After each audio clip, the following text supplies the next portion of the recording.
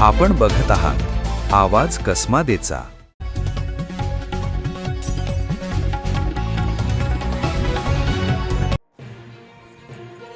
देवळा तालुक्यातून एक अत्यंत दुर्दैवी आणि मन हेलावून टाकणारी घटना समोर आली आहे।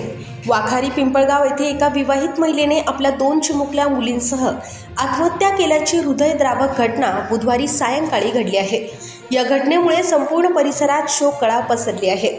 मिळालेल्या माहितीनुसार मृतांमध्ये वर्षा जयेश वाघ वय 31 वर्ष, सिद्धी जयेश वाघ वय 7 वर्ष आणि खुशी जयेश वाघ वय 3 वर्ष यांचा समावेश आहे।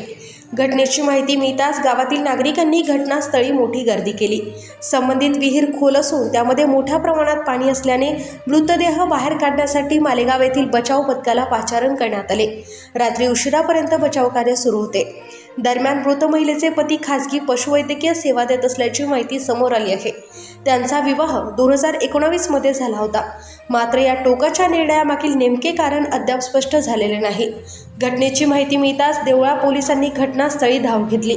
पोलिसांनी आकस्मिक मृत्यूची नोंद करून पुढील तपास सुरू केला असून सर्व बाजूंनी या प्रकरणाचा तपास केला जात आहे। या दुर्दैवी घटनेने वाखारीसह संपूर्ण देवळा तालुका हळहळला आहे। तपासानंतरच या घटनेमागील नेमके कारण स्पष्ट होणार आहे।